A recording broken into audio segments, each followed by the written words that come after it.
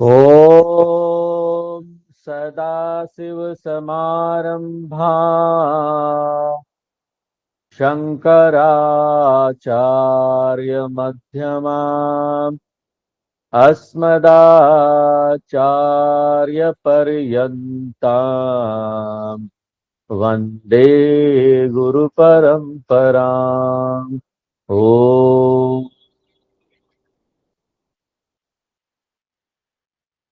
शांति पाठ करेंगे। ॐ सहनाववतु ॐ सहना भवतु सहनौ भुनक्तु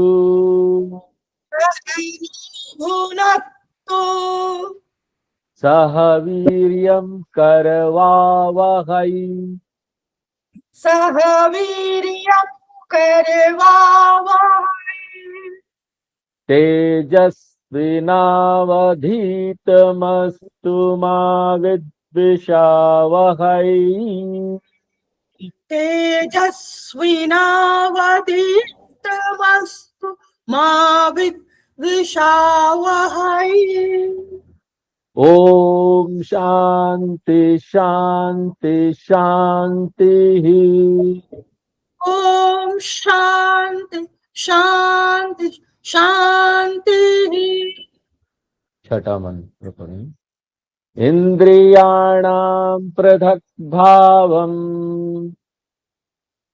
इन्द्रियाणां पृथक्भावम् उदयास्तमयोचयत् उदयास्तमयोचयत् पृथक् उत्पद्यमानानाम्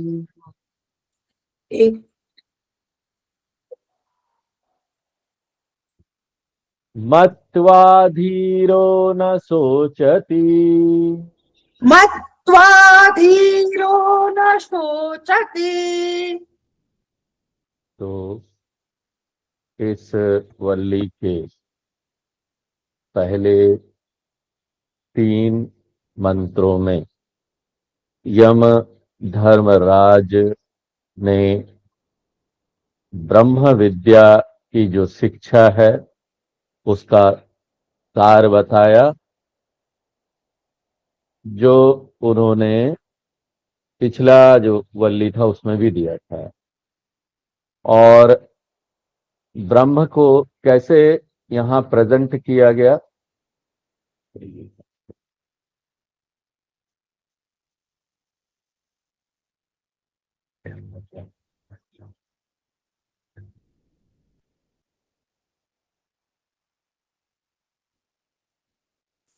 प्रणाम गुरुजी। कुछ नहीं।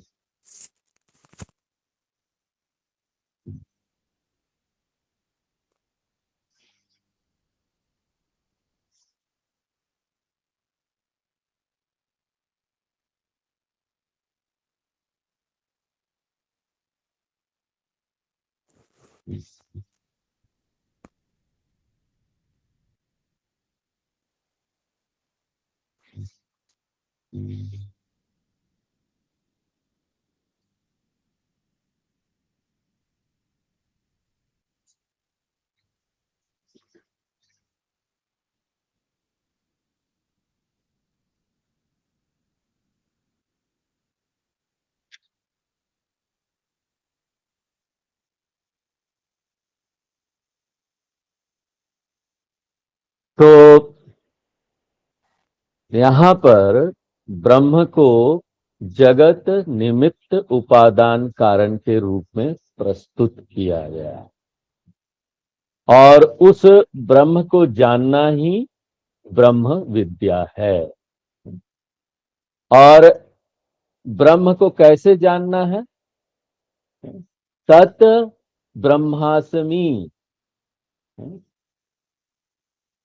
तो ये 3 मंत्रों में सार बताने के बाद चौथे मंत्र से यम धर्मराज जी बात कर रहे हैं कि वातावरण कैसा होना चाहिए, परिस्थिति कैसा होना चाहिए, मन कैसा होना चाहिए, शरीर कैसा होना चाहिए ब्रह्म ज्ञान प्राप्त करने के लिए, ताकि ब्रह्म ज्ञान को हम पूर्णता से प्राप्त कर सके। तो पहला कंडीशन जो वो बताते हैं वो ये है कि सबसे पहले तो हमको मनुष्य होना चाहिए। जब हम मनुष्य होंगे ना, तभी ये संभावना होती है कि हम पुरुषार्थ कर पाए। यहां जानवर लोग हैं, जानवर को क्या प्राप्त है? जानवर का जो शरीर है ना, भोग शरीर है, वो पुण्य नहीं प्राप्त कर सकते, ना ही उनको पाप लगता है। जानवर किसी को मार दे तो पाप नहीं लगता उनको, ये इसलिए वो ज्ञान भी नहीं प्राप्त कर सकते। जानवरों को क्या है? खाली अर्थ और काम करना, खाना जुगाड़ करना है और उसको खा के आनंद में रहना है। और वो भी वो प्राकृतिक रूप से करते हैं, इंस्टिंक्टिवली करते हैं, सोच विचार पूर्वक नहीं करते। एकमात्र मनुष्यों को ही ये क्षमता है कि ना वो पुरुषार्थ कर सके, ये पॉसिबिलिटी है, ये संभावना।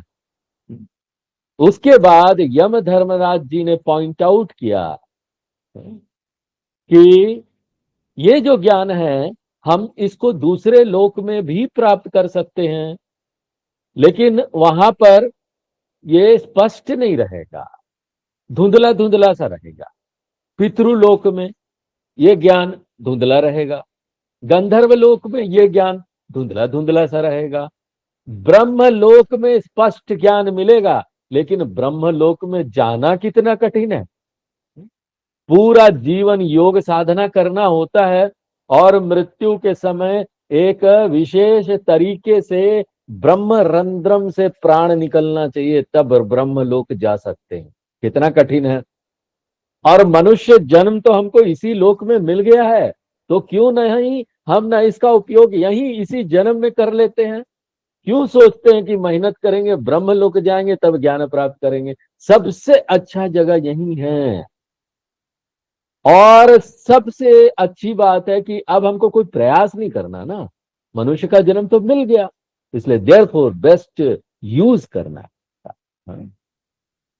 तो मनुष्य जन्म की महानता बताने के बाद कि सबसे अच्छी परिस्थिति एक मनुष्य को प्राप्त है इस ज्ञान को प्राप्त करने के लिए, अब यहां पर यह बताने के बाद यम धर्मराज जी अब बात कर रहे हैं कि आत्मा अनात्मा का विवेक क्या है, शरीर शरीरी का विवेक क्या है। इसको करना पड़ेगा, तभी जाकर अहम ब्रह्मास्मि इति ज्ञानम हमको प्राप्त होगा। क्योंकि जब हम शब्दों का उपयोग करते ना, अहम, आई, मैं, तो मैं क्या? मैं तो ये शरीर और मन भी हो सकता है। और ये शरीर और मन क्या है? अनात्मा, यानी हम अपने आप को अनात्मा मान रहे क्या? और ये जो मैं है वो चेतनता भी हो सकता है, वो चेतन सत्ता, वो साक्षी, वो आत्मा। तो वेदांत इस सत्य को प्रकट करता है कि आप ब्रह्म हो। एक स्टूडेंट जो है उसको ये बोलना चाहिए कि मैं ब्रह्म हूं। और वो संभव कब है? जब हम मैं शब्द का मीनिंग क्या लेंगे? साक्षी चैतन्य। मैं स्वीकार करता हूं, मेरे अंदर दृढ़ निश्चय हो गया, मेरे रग रग में, मन मन में यह बात ओत प्रोत हो गया कि मैं साक्षी चैतन्य हूं। बहुत आराम से, मैं कभी भुलाता नहीं इस बात को, मैं ये बोल सकता हूं कि मैं तो सर्वत्र व्याप्त वो चेतनता हूं।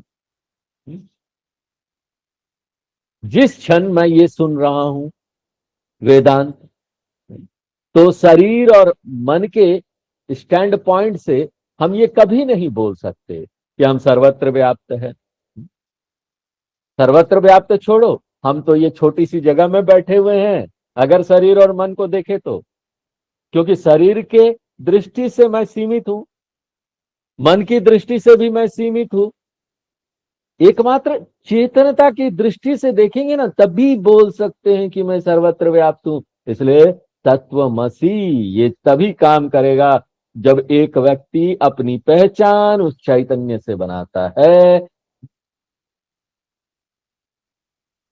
इसलिए हमको ना शरीर और मन के संघात से अपने आप को अलग करना पड़ेगा। हाँ? स्वामी चिन्मयानंद जी बहुत अच्छी तरीके से बोलते थे, तलाक तलाक तलाक। मुसलमान लोग बोलते हैं, उनका है कि अगर तलाक देना है वाइफ को तो 3 बार तलाक बोल दो, तलाक हो जाएगा, 3 तलाक। यहाँ पर स्थूल सूक्ष्म कारण शरीर, 3 तलाक, उसे तलाक कर दो। वो हम नहीं है। हमको अपने आप को उससे डिसआइडेंटिफाई करना है। अहम ब्रह्मास्मि काम तभी करेगा। इसलिए ये जो 3 मंत्र हैं, 6, 7 और 8, यम धर्मराज जी जोर दे रहे हैं त्वम पद विवेक पर, आत्मा अनात्मा विवेक। अगर त्वम पद विवेक करते हैं तब जा करना तत्पद ऐक्यम पॉसिबल हो पाएगा। तो छठे मंत्र में हमने देखा कि इंद्रिय जो है वो कैसे चैतन्य से अलग, उसी प्रकार से शरीर जो है वो कैसे यहां अलग है, मन जो है वो अलग है। और मैं उनमें से कुछ भी नहीं हूं। मैं वो चेतन सत्ता हूं जो इन सबको प्रकाशित कर रहा हूं। मैं सिर्फ इनका उपयोग करता हूं जागृत, स्वप्न, सुसुप्ति अवस्था में। जागृत और स्वप्न में मैं इसको लिए हुए रहता हूं, उसका उपयोग करता हूं, और सुसुप्ति में उसको छोड़ देता हूं। ये आने जाने वाले हैं, लेकिन मैं सतत रहता हूं। वो चेतनता जो मैं चेतन सत्ता हूं, मैं वो सतत रहता हूं।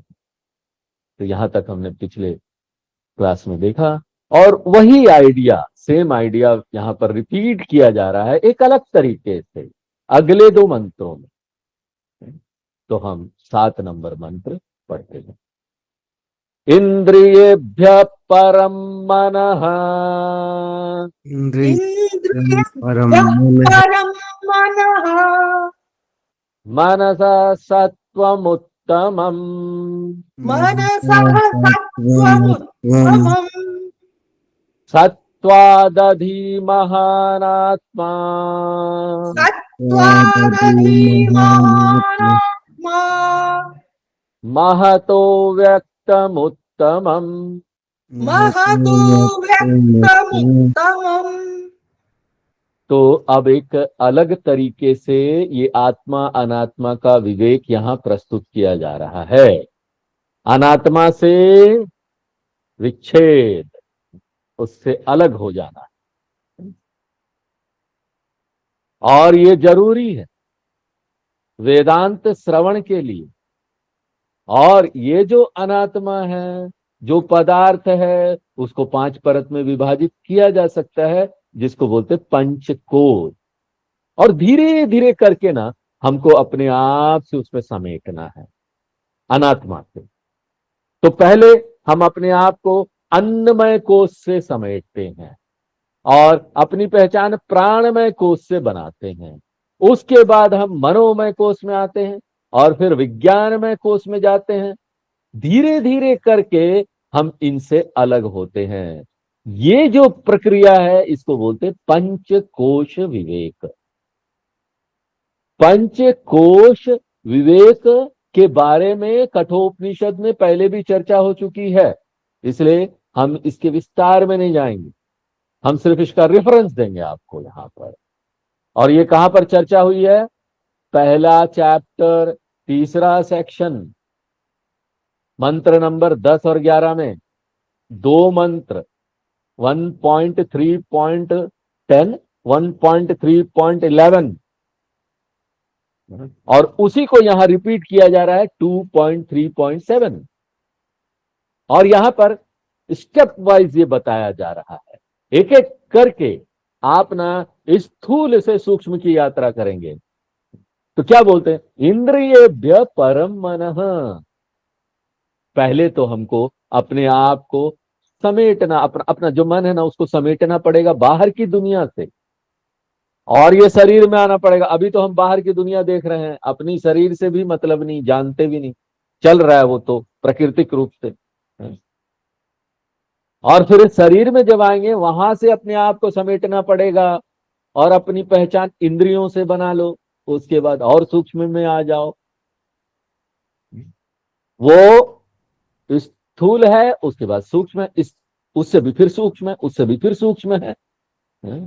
इससे पहले वाला जो अन्नमय है वो क्या है? स्थूल है। प्राणमय में आते, प्राण में तो क्या है? सूक्ष्म है। और मनोमय उससे भी सूक्ष्म है। तो ये धीरे धीरे करके इस तरीके से हमको उपनिषद आगे ले जाती है, आगे बढ़ाती है, ताकि ना मन हमारा संवेदनशील हो जाए, सूक्ष्म मन हो जाए।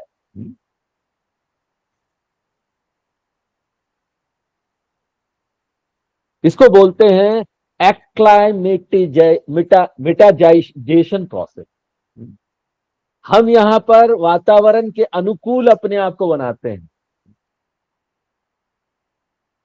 देखो, कोई भी जब पहाड़ चढ़ने के लिए जाता है ना, एवरेस्ट की चढ़ाई करता है, तो वो अचानक से 29,000 फीट में नहीं चले जाते। एवरेस्ट में अगर अचानक से कोई ऊपर चढ़ने लगेगा, उसको कोई आदत नहीं है, आदत बनाया नहीं उसने, तो उसका ना फेफड़ा फट जाएगा, ऊपर जाता है। तो उसको पहले बेस कैंप में जाना पड़ता है। एवरेस्ट में नीचे कुछ 1,000 फीट तक बेस कैंप है। उस कैंप में जाकर कुछ दिन रहना पड़ता है, अपने आप को उस वातावरण में ढालना पड़ता है। फिर उसके बाद एक सेकंड कैंप है। तो धीरे धीरे करके वो सिस्टम और वो एटमॉस्फेयर में आप ढल जाते हैं। उसी तरीके से यहां पर उपनिषद आपको धीरे धीरे करके एक कैंप से दूसरे कैंप में ले जाए, आपको उसके अनुकूल बनाते हुए स्थूल से सूक्ष्म में ले जाएगा। देखो, मन जो है ना, वो अचानक से सूक्ष्म को ना पकड़ नहीं सकता है। इसलिए अरुंधति दर्शन न्यायेन एक तरीका है, अरुंधति दर्शन न्यायेन, कि हमको कोई दूर किसी घर को दिखाना है, तो हम बोलेंगे देखो पेड़ के डाल के बीच से एक छोटा सा दूर घर दिख रहा है ना, पेड़ का डाल का सहारा ले और उसको दिखाएं। इसको बोलते हैं अरुंधति दर्शन न्याय। ऐसे करके धीरे धीरे करके किसी का सहारा लेकर आपको आगे ले जाए, आपको सेंसिटाइज करें, संवेदनशील बनाए। और उसके बाद इंद्रियों से आपको कहा जाना है? मन में जाना है। मन और सूक्ष्म है, मन को पकड़ना और कठिन है। कैसे पता कि मन सूक्ष्म है? हाउ डू यू नो कि मन सूक्ष्म है? देखो, नियम यह है ना कि जो नियंत्रण करता है वो ज्यादा सूक्ष्म होता है, कंट्रोलर जो, और जिसको कंट्रोल किया जाए वो स्थूल होता है। इंद्रियां जो है कहां से कंट्रोल होती है? मन से। तो मन जो है वो सूक्ष्म है, मन जो है वो स्ट्रांगर है, मन जो है वो पावरफुल है।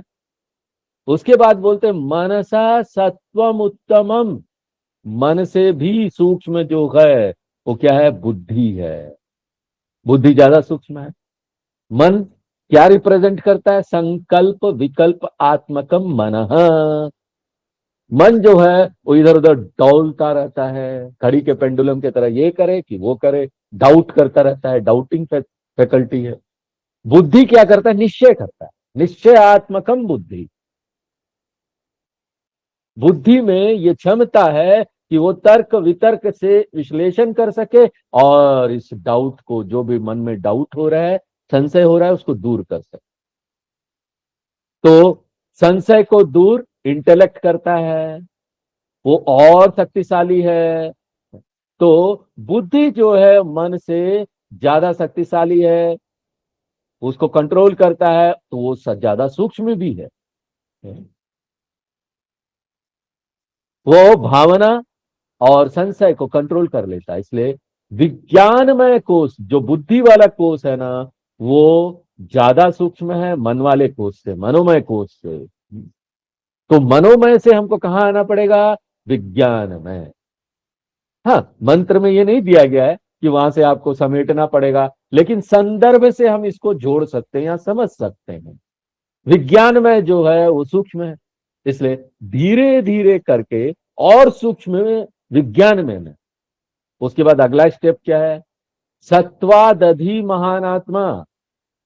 देखो यहां पर ना हमको बहुत सावधानी से नोट करना पड़ेगा। ये जो सत्व शब्द है, सत्व शब्द का अर्थ सत्व गुण नहीं है। सत्व यानी बुद्धि, यानी इट इज इक्वल टू विज्ञानमय। तो बुद्धि से सत्वादधि महानात्मा, वहां जाना पड़ेगा हमको। बुद्धि यानी एक व्यक्ति का बुद्धि, और आगे जाना माने हमको अपना ध्यान शिफ्ट करना पड़ेगा एक व्यक्ति के, व्यष्टि के बुद्धि से समष्टि बुद्धि। यहां पर टोटल इंटेलेक्ट भी है, जो सब कुछ जानती है ना, वो यहां से वहां जा। ये जो प्रोसेस है बहुत महत्वपूर्ण है। अहम ब्रह्मास्मि ज्ञान प्राप्त करने के लिए मन को सूक्ष्म बनाना पड़ेगा, मन को विस्तार करना पड़ेगा, क्योंकि ब्रह्म जो है वो सूक्ष्म भी है, ब्रह्म जो है वो सर्वत्र व्याप्त भी है। इसलिए मन को हमको इंटेंसिव बनाना पड़ेगा और बहुत विस्तारित करना पड़ेगा, बहुत तीक्ष्ण बनाना पड़ेगा, बहुत सूक्ष्म बनाना पड़ेगा। सूक्ष्म बनाना पड़ेगा, विस्तार भी करना पड़ेगा। ये तो ऐसे ही है ना, जैसे अभी हम क्या बोलते हैं कि हम यूपी वाले हैं, हम मराठी हैं, हम भोजपुरी हैं, हम तमिल हैं, हम साउथ इंडियन हैं, मद्रासी हैं, ये सब बोलते हैं ना। तो आपस में झगड़ा शुरू हो जाता है। मराठी है, बॉम्बे में रहना तो मराठी बोलना पड़ेगा, हिंदी, यूपी में रहना है तो हिंदी बोलना पड़ेगा, और तमिलनाडु में रहना है तो तमिलनाडु में झगड़ा शुरू कर देते हैं। इसलिए बोलते हैं ये मत बोलिए कि ना हम मराठी है, हम यूपी वाले हैं, हम तमिल वाले हैं, हम इंडियन हैं, हम भारतवासी है। जैसे हम बोलते हैं हम भारतवासी है, हम विस्तारित कर जाते हैं ना, ये सब झगड़ा समाप्त हो जाता है। क्यों? ये जब बोलते हैं ना कि हम भारतवासी है, उसमें ज्यादा लोग विस्तारित हो जाता है मन। उसके बाद हम ये नहीं बोलते हम इंडियन है और विस्तार करते हैं, क्योंकि अगर हम बोलेंगे हम इंडियन है, हम भारतीय है, तो हम किससे घृणा करेंगे? पाकिस्तानी लोगों से, वो हमारे दुश्मन हो जाए, प्रॉब्लम आ जाएगा। फिर हम ये सीखते हैं कि ना हम एशियन हैं, और उसके बाद फिर और विस्तार करते हैं, हम बोलते हैं हम मनुष्य हैं, ताकि ना सारे मनुष्य उसमें आ जाएं। पूरा एंटायर जो ये मनुष्य जाति है वो हमारे मन में समा गया। उसके बाद हम ये बोलते हैं यहां मत रुको, डोंट स्टॉप हियर। अगर आप ये बोलते हैं मैं मनुष्य हूं, तो आप कुछ लोगों को यहां छोड़ दे रहे हैं। और भी प्राणी लोग हैं यहाँ पर, पेड़ पौधे हैं, जानवर है, उसको छोड़ दे रहे हैं ना। फिर हम आगे बढ़ते हैं, हम बोलते हैं देखो हम एक प्राणी हैं, और ज्यादा एक्सपैंड करते हैं ना, विस्तार करते हैं। तो इसमें मनुष्य भी आ जाएंगे, जानवर भी आ जाएंगे, पेड़ पौधे भी आ जाएंगे। आपका मन विस्तारित कर गया ना। फिर हम बोलते हैं वहां भी मत रुको। अगर हम बोलते हैं हम प्राणी हैं, तो आप बाकी चीजों को यहाँ एक्सक्लूड कर दे रहे हैं। क्या है? पेड़ पौधे हैं, यहाँ पर नदियां हैं, नहीं पेड़ पौधे तो ले लिए, यहाँ पर पहाड़ है, पत्थर है, नदियां हैं, इसको तो हमने नहीं लिया। ये जो जड़ सृष्टि है जो हिलती डुलती रही है, उसको तो हमने नहीं लिया।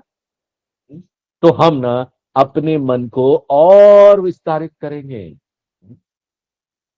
और हम क्या बोलेंगे कि मैं यहां एक सत्ता हूं, सदैव सौम इदमग्रासी, शिफ्ट योर आइडेंटिफिकेशन। सत्य जो हम लोग बोलते हैं ना, हम सच्चिदानंद स्वरूप है। सत्य यानी है, कोई चीज है, दिख रहा है, पत्थर है, चेयर टेबल है ना, मैं भी हूं, ये कॉमन हो जाता है। हाँ, लिविंग बीइंग में तो चेतना आ जाती ना, मेरे में चेतना है। पेड़ पौधे ये पत्थर में नहीं है, पहाड़ में नहीं है।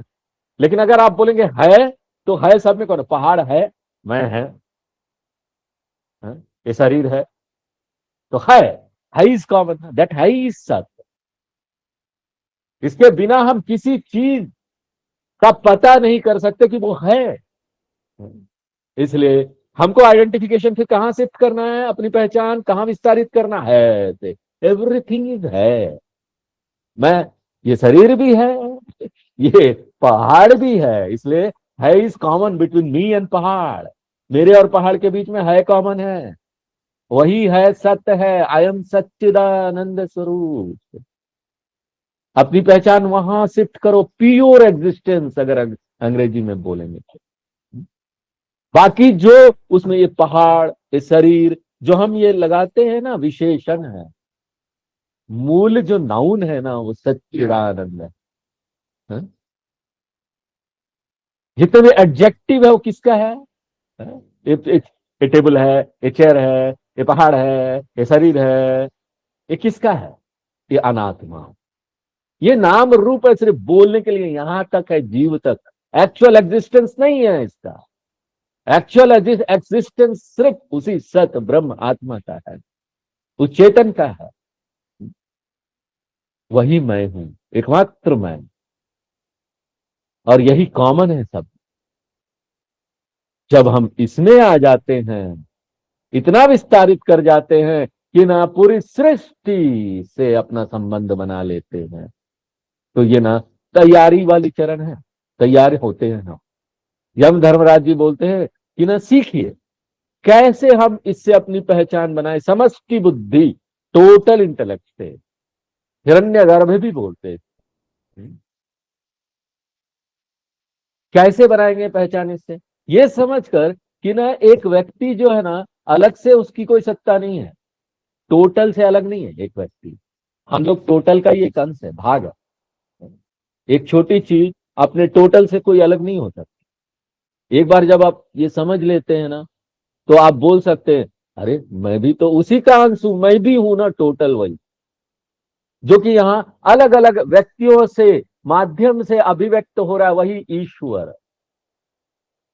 इतने सारे व्यक्ति हैं, सब अंश है, तो है तो उस टोटल का। और इसको धार्मिक भाषा में बोल देते हैं कि वो हमारे शिव भगवान है और पार्वती जी वही सबके माता पिता है, तो सब लोग उनका अंश है। सब लोग एक ही परिवार के हो गए ना, वसुधैव कुटुंबकम। धार्मिक भाषा में जब हम लोग बोलते हैं तो इसको ऐसे बोल देते हैं।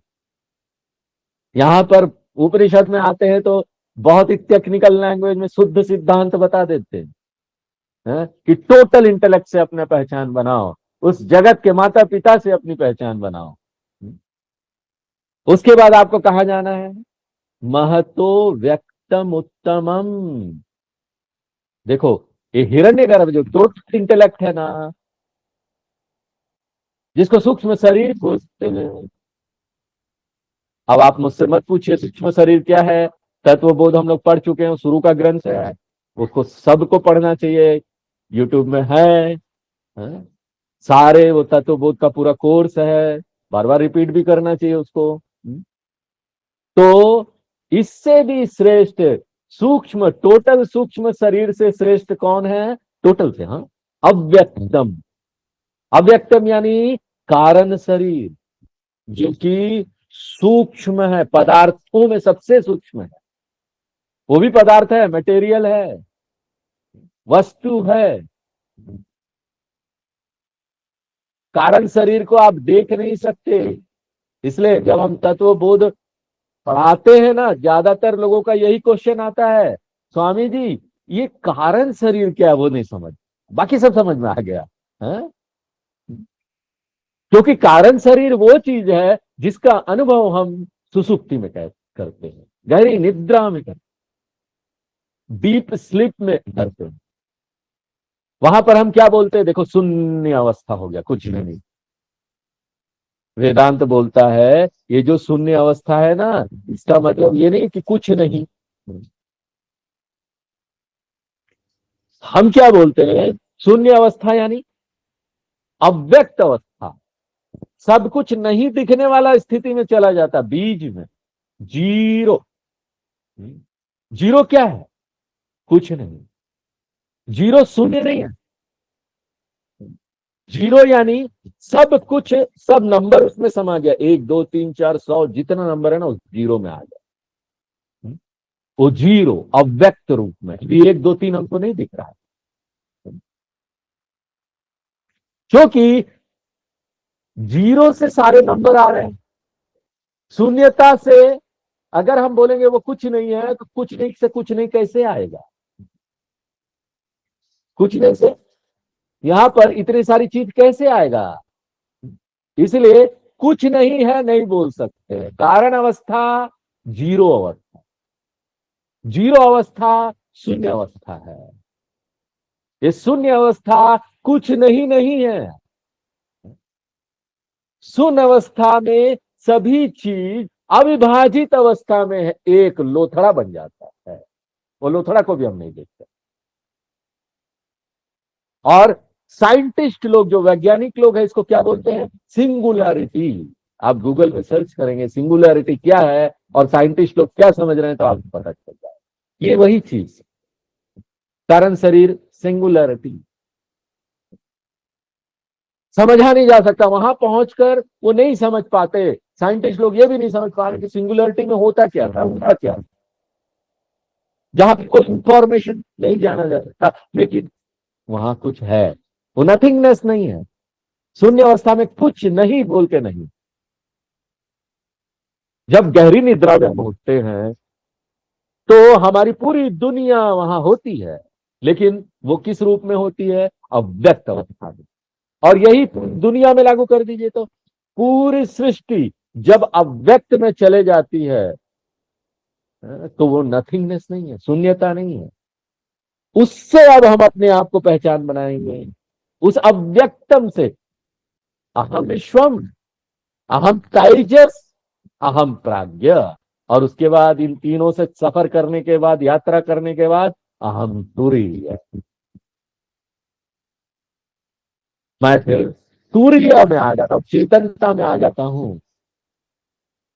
इसलिए हमको अपनी पहचान अव्यक्तम से बनाना है। अव्यक्तम इज इक्वल टू समष्टि कारण शरीरम। पहले हमारा समष्टि सूक्ष्म शरीर से पहचान था, अब समष्टि कारण शरीर से पहचान है। महतो व्यक्तम उत्तमम। उत्तमम यानी जो सबसे उच्च है, इस भौतिक संसार में जो सबसे उच्च है। और अगला जंप हम कहां लगाएंगे? वहां से परम पर। और ये जंप हम कैसे करेंगे? ये यात्रा आगे की कैसे करेंगे? वो अगला मंत्र में दिया गया है, हम पढ़ते हैं अगला मंत्र। अव्यक्तात् पर पुरुषः अव्यक्तो परपुरुषः व्यापको लिंग एव च व्यापको यं ज्ञात्वा मुच्यते जन्तुः यं ज्ञात्वा मुच्यते जन्तुः अमृतत्वं च गच्छति। अमृतत्वं च गच्छति। तो ये शून्य अवस्था का हम अनुभव करते हैं। वहां पर हम अपनी सभी क्रियाओं को सस्पेंड कर देते हैं। इंद्रियों की क्रियाएं हैं, भावनात्मक उतार चढ़ाव हो रहा है, बौद्धिक क्रियाएं चल रही है, ये सारी क्रियाओं को हम सस्पेंड कर देते हैं। तो जब आप सभी क्रियाओं को सस्पेंड कर देते हैं तो आपका अनुभव क्या होता है? ब्लैंकनेस, कुछ नहीं, शून्य है। वेदांत बोलता है ये जो शून्य अवस्था है ना, कुछ नहीं है। ये तो अव्यक्त अवस्था में पूरी सृष्टि पड़ी हुई है। ये पूरी सृष्टि है वहां, समझ में नहीं आ रहा हमको, इसलिए शून्य शून्य लग रहा है। और यही जो अवस्था है ना, सबसे सूक्ष्म है। और ये सबसे सूक्ष्म किसका भाग है? इस संसार का। संसार क्या है? पंच महाभूत, पदार्थ का। पदार्थ का सबसे सूक्ष्म भाग अव्यक्तम प्रकृति। इसी को माया बोलते हैं। माया नहीं समझ में आया, है? इसी को बोलते हैं अविद्या। क्यों? कुछ नहीं है, समझ नहीं पा रहे हैं, अविद्या है। कई सारे नामों से संबोधित किया जाता है इसको।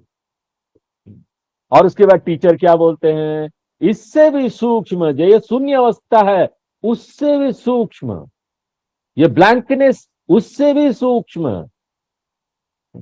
ये जो सबसे सूक्ष्म पदार्थ है उससे भी सूक्ष्म क्या है? आत्मा, वो चेतनता सूक्ष्म से भी सूक्ष्म है। वो और कुछ नहीं है। जो शून्यता का अनुभव आपको हो रहा है ना, जब आप मन को भी सस्पेंड कर देते हैं, वो शून्यता से भी सूक्ष्म, वो चेतनता। तो हम ये प्रश्न पूछते हैं कि वो कैसे हमको समझ में आ रहा है? साक्षी बन के हम अपने उस शून्यता को भी देख पा रहे हैं, वो आत्मा।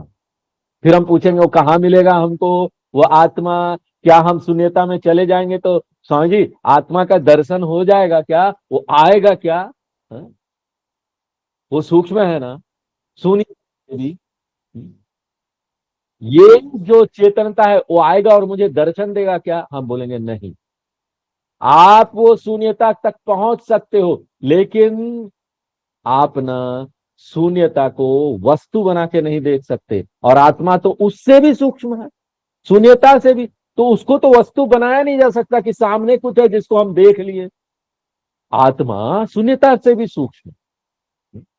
हम बोलते हैं कि आत्मा वो है जो ना साक्षी बना हुआ उस ब्लैंकनेस का, उस शून्यता का। और ये जो जागरूकता है, ये जो सूक्ष्म है शून्यता से भी, हम क्या बोलते हैं? हम अनुभव कर रहे हैं उस शून्यता का। जब हम बोल रहे हैं कि हम अनुभव कर रहे हैं उस शून्यता का, तो आप ये नहीं बोल सकते कि वहां कुछ नहीं है, क्योंकि कुछ नहीं का अनुभव आप कैसे करेंगे? कैसे आप उसको बोल सकते कुछ नहीं है? ये ऐसे ही है ना, जैसे आप इस कमरे में आते हैं और आप अकेले हैं, आप बोलते कोई नहीं। ये कैसे पता चला कोई नहीं है? कोई तो आया।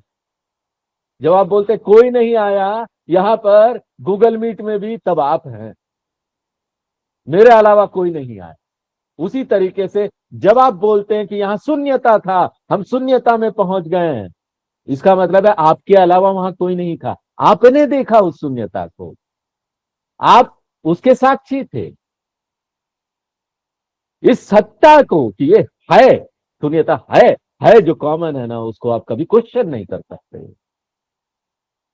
The very experience of the blankness is possible, मेरे कारण मैं उस ब्लैंकनेस को देख पा रहा हूं, एक्सपीरियंस रहूं मैं उसका, और उसको वस्तु नहीं बनाया जा सकता। वही मेरा सत्य स्वरूप है। इसलिए यम धर्मराज जी क्या बोलते हैं? अव्यक्तात तु परः पुरुषः, उससे भी ऊंचा, सूक्ष्म, उसके भी भीतर अव्यक्त, कारण शरीर कारण प्रपंच, जिसको आनंदमय कोष भी बोलते हैं, उससे भी सूक्ष्म, आनंदमय कोष से भी सूक्ष्म कौन है? पुरुषः। पुरुषः यानी कौन? मैं, मेरा मूल स्वरूप, वो चेतन सत्ता। और मुझे क्यों पुरुषः बोलते हैं? इसका हमने दो अर्थ दिया था। ये पुरुष का गीता में भी दिया है और बहुत जगह हमने आपको बताया है। एक जो मीनिंग है पुरुषा का, कि मैं इस शरीर में हूं, पुरुषः, मैं शरीर में हूं। पुरु यानी शरीर, स यानी जो उसमें रमन करता है, इसमें रहने वाला, उसको पुरुषः बोल। मैं इस शरीर के अंदर हूं, इसलिए मैं पुरुष हूं। और यही नहीं, मैं इस शरीर के बाहर ही, इसलिए मुझे पुरुषः बोला जाता है।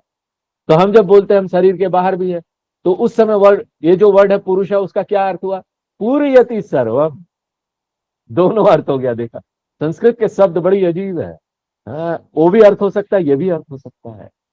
पूर्यति सर्वम यानी पूरे से ते इति पुरुषः, आउटसाइड बॉडी, शरीर के बाहर भी है। पूर्यति सर्वम इति पुरुषः। तो मैं अंत भी हूं, बहिश्च भी हूं, अंत बहिश्च, अंतर बहिश्च तत्सर्वम व्याप्यम नारायण स्थितः।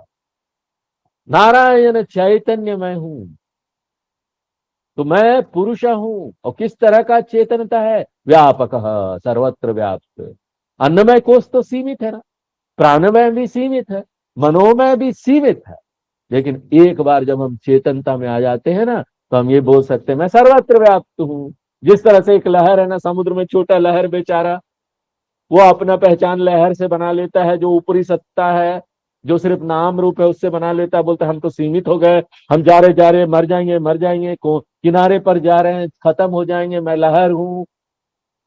लेकिन जब वो अपनी पहचान पानी से बना लेता है, जल से, तो वही लहर बोलता हम तो सर्वत्र व्याप्त है। अभी लहर है, किनारे पर भी फूट जाएंगे तो लहर जो है वो जल रूप में तो रहेंगे।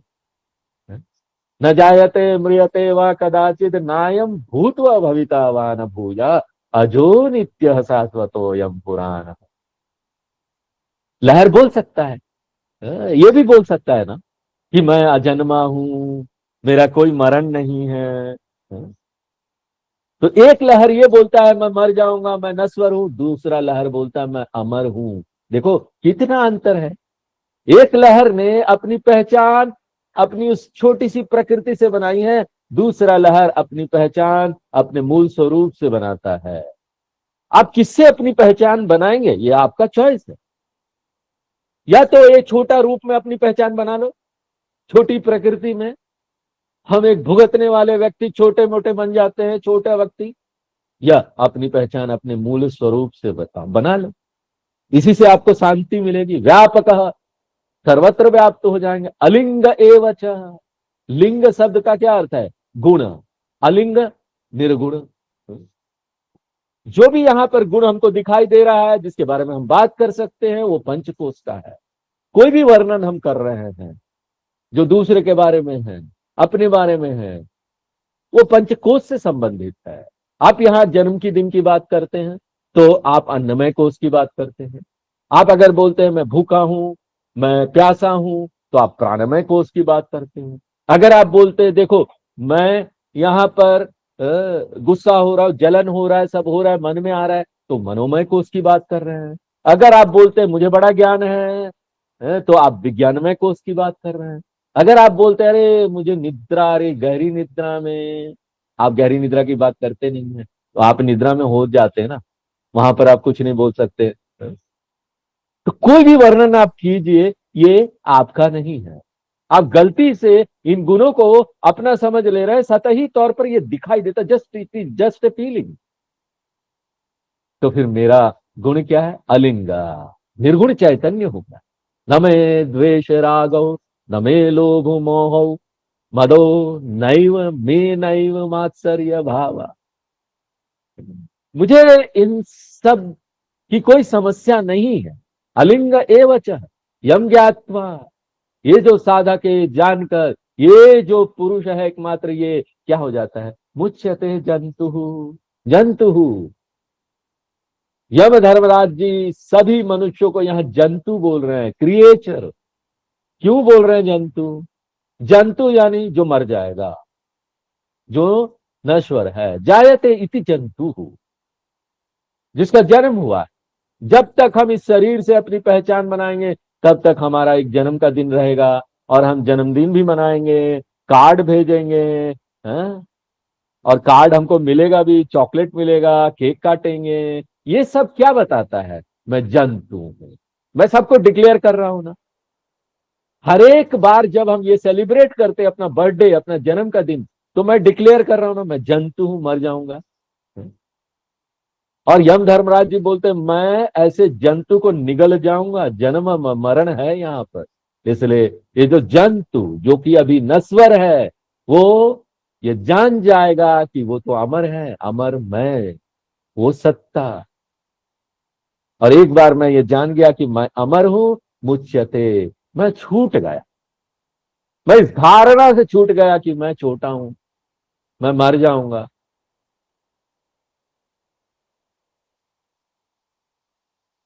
और मैं, देखो बहुत ध्यान रखो, छूट जाऊंगा तो कुछ हो नहीं रहा है यहाँ पर कि अभी छूटा नहीं हूं, छूट जाऊंगा। मैं पहले से छूटा हुआ था, बस जान गया कि मैं पहले से छूटा था। मैं पहले से अमर हूं, होऊंगा नहीं। मेरे में ऐसी कोई कमी या ऐसी कोई नश्वरता नहीं है जिससे मुझे छूटना है। मैं तो पहले से ही अमर हूं। मेरे में ये गलत धारणा आ गई थी, इस गलत धारणा को मैंने पोषित किया जीवन जीवन तक, और इससे पहले भी कई शरीर मिल चुका है, उन जीवन तक मैं जीते आया, इसको पुष्ट करता गया, कठोर करता गया। अब तो विश्वास ही नहीं होता कि मैं अमर भी हूं क्या। कैसे विश्वास होगा? इतने जीनों तक तो झूठ में जीते रहे। मैं नश्वर हूं ये सत्य है ही नहीं, ये तो एक गलत धारणा है। इसलिए मैं इससे छूट जाऊंगा। मैं नश्वरता से नहीं छूटूंगा, मैं इस धारणा, इस नोशन, ये गलत धारणा से छूट जाऊंगा कि मैं ना नश्वर हूं। मुच्यते जंतु अस्तोमा सदगमय तमसोमा ज्योतिर्गमय मृत्योर्मा मृतम गमय। और एक बार मैं छूट गया नश्वरता से तो मैं आनंद ही आनंद में हूं, अमृत की प्राप्ति होती है। अमृतत्वम च गच्छति। तो जब ये धारणा है नश्वरता का वो चला जाएगा, तो मैं ना अपना ये अमृत स्वरूप है, अपनी जो ये प्रकृति है, सत्य प्रकृति है अमरता की, है ना, वो जान जाऊंगा, ओनअप कर लूंगा। मिलेगा नहीं, वो तो पहले से मिला हुआ है। अगर कोई चीज मिलेगा ना तो वो गुम भी हो जाएगा, जो चीज आता है वो जाएगा, जो चीज पहले से है कभी आया नहीं वही रहेगा। हमारी बस गलत जो धारणा हमने बना रखी है ना इतने सालों सालों तक, वासना जो बना रखी है, वासना चला जाएगा। मैं ये जान लेता हूं कि मेरा जो प्राकृतिक नेचुरल चीज है ना वो है अमरता। जैसे सोना होता है ना, उससे आप अशुद्धता को दूर कीजिए। ये जो सुनार लोग है उसको गला के, उसको घिस कर उसको दूर करते हैं, उससे ना पूरा शाइनिंग आ जाता है, चमकने लगता है। शाइनिंग जो है ना वो सोने का नेचुरल प्रकृति है।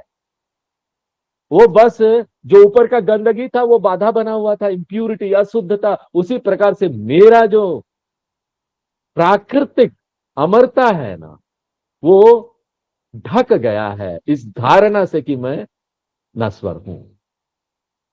इसलिए हम बोलते हैं संसार ना एक्चुअल नहीं है, ये धारणा की समस्या है। एक नोशन बना लिया है हमने कि संसार है। इसलिए हम बोलते हैं ना ये नोशन बनाया तो कहां बनाया होगा? बुद्धि में। ये बौद्धिक समस्या है, ये स्पिरिचुअल प्रॉब्लम नहीं, आध्यात्मिक समस्या नहीं है। क्योंकि स्पिरिट जो आत्मा है ना उसको कोई प्रॉब्लम नहीं है। तो जब हम बोलते हैं ना आध्यात्मिक समस्या, आत्मा का समस्या, ये इंटेलेक्चुअल प्रॉब्लम है, बौद्धिक समस्या है? हमको अपने उच्च स्वरूप को समझकर जान लेना। और इसलिए इसको हम कैसे सुलझा सकते हैं? बौद्धिक रूप से ही, बुद्धि से ही। इसलिए तो हम बार बार जोर देते हैं, हमारे शास्त्र, हमारे आचार्य, परंपरा से जितने आचार्य लोग आपको मिलेंगे वो बार बार जोर देंगे, study study study study study. Study पर जोर देते हैं। एक कॉलेज की तरह एक स्टडी है, क्योंकि ये बुद्धि की समस्या है ना। इसलिए बार बार हम इंसिस्ट करते, जोर देते कि हमको शास्त्रों का अध्ययन करना पड़ेगा, क्योंकि हम यहां ज्ञान प्राप्त कर रहे हैं। क्योंकि एकमात्र ज्ञान ही इस गलत जो फॉल्स नोशन बन गया, गलत धारणा को, उसको दूर कर सकता है, एकमात्र ज्ञान। 9 नंबर मंत्र पढ़ के, न संदृशे तिष्ठति रूपमस्य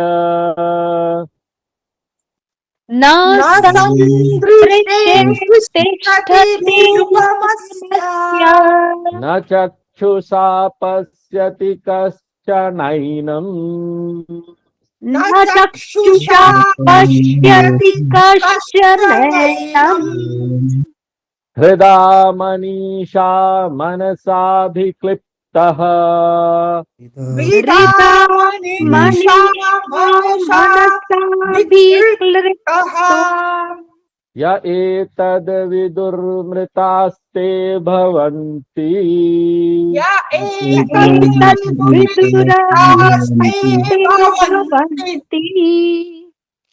तो इस ज्ञान को प्राप्त करने का अगला कंडीशन यहां बताया गया है। तो हमने क्या क्या कंडीशन देखा? मनुष्य का जन्म पहला कंडीशन है ना, मनुष्य जन्म होना चाहिए। और बड़ा भाग्य है जो मनुष्य तन पावा। मनुष्य का तन हमको मिला ना, बहुत बड़े भाग्य की बात है। हमको इसको बस यूज करना, कैसे यूज करना शास्त्र बता रहे हैं। ये जरूरी नहीं कि हमारा सिर्फ ब्रेन हो, वो ब्रेन का उपयोग भी तो करना है। तो सही प्रकार से उपयुक्त तरीके से मनुष्य का जन्म का उपयोग करना है। विवेक शक्ति कंडीशन नंबर 1 है, विवेक होना चाहिए।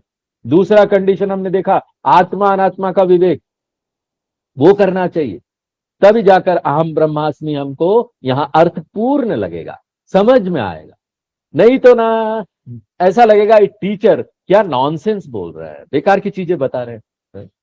क्योंकि जो स्टूडेंट है वो शरीर में है और टीचर क्या बोल रहे हैं, तुम ब्रह्म हो, तुम ब्रह्म हो। हाँ? ये टीचर को क्या हो गया अचानक, ये क्या क्या बोल रहे हैं। मैं तो यहाँ शरीर में हूं और टीचर बोलते सर्वत्र व्याप्त, मैं तो यहाँ बैठा हूं। तो ये बड़ा अजीब लगेगा, बड़ा यूजलेस लगेगा।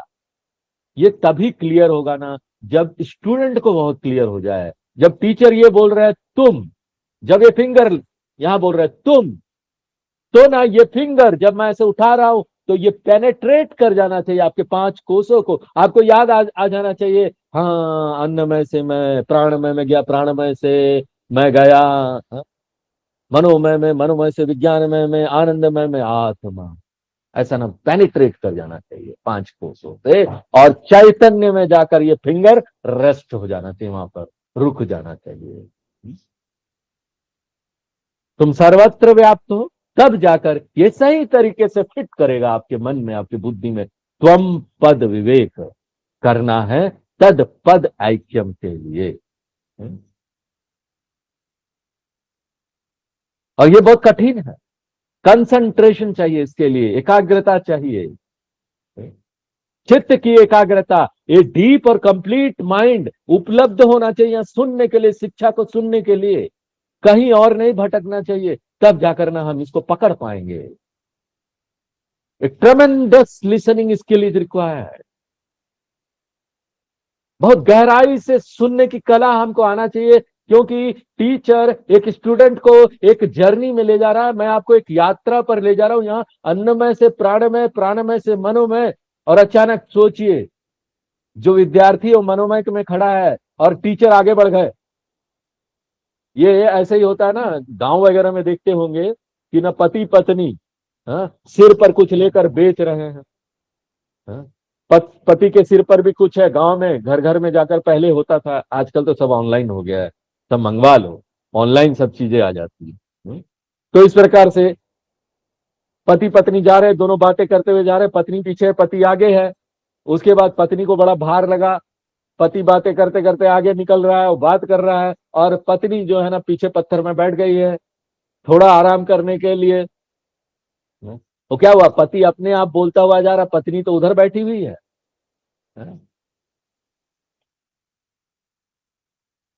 कौन सुन रहा है उसकी बात। तो ये क्लास में भी होता है कभी कभी, बात करते जाओ, बात करते जाओ, ये सोचकर कि ना स्टूडेंट जो है वो अन्नमय से प्राणमय में आया, मनोमय से विज्ञानमय में गया। और कल्पना कीजिए कि कोई एक स्टूडेंट वो अन्नमय में आराम से बैठा हुआ है और एक कोई स्टूडेंट जो प्राणमय में पहुंच गया और एक कोई स्टूडेंट है मनोमय में, बेचारा टीचर वो तत्वमसी बोल रहा है। इसलिए स्टूडेंट बहुत केयरफुल होने चाहिए, उसको टीचर के साथ चलना चाहिए। तब जब टीचर ये बोलते हैं तत्वमसी, तो स्टूडेंट को ये जो शब्द है मैं को कैसे देखना चाहिए, चैतन्य जो सभी शरीर में है, सभी शरीरों में वो तो प्रोत है। इसके लिए एक स्पेशल माइंड चाहिए जो कि डीप हो, टोटल हो। डीप और टोटल माइंड की जरूरत है। नहीं तो क्या होगा, हम सुनते नहीं है पूरी तरह से, पर्याप्त रूप से पूरी तरह से सुनते नहीं है।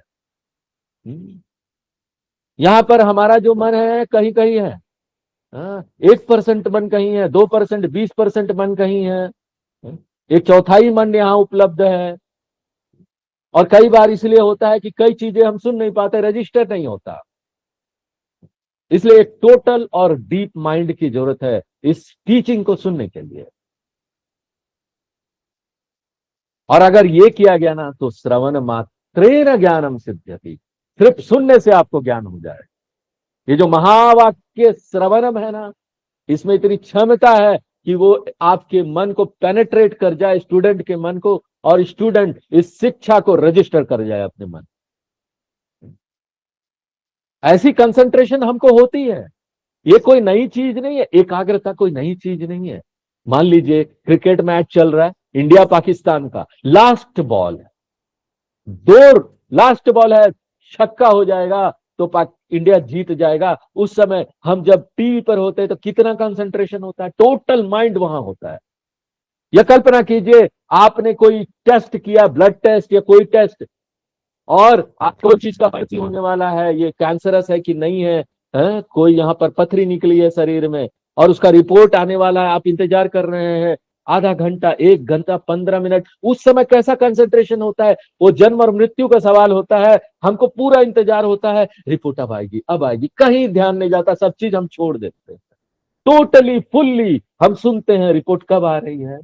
और अगर वो 2-3 दिन बाद भी वो ब्लड रिपोर्ट आने वाली है ना, तब भी 2-3 दिन तक हमारा ध्यान और कहीं नहीं होता, हम बस उसी की चिंतन करते रहते, तत्चिंतनम तत्कथनम।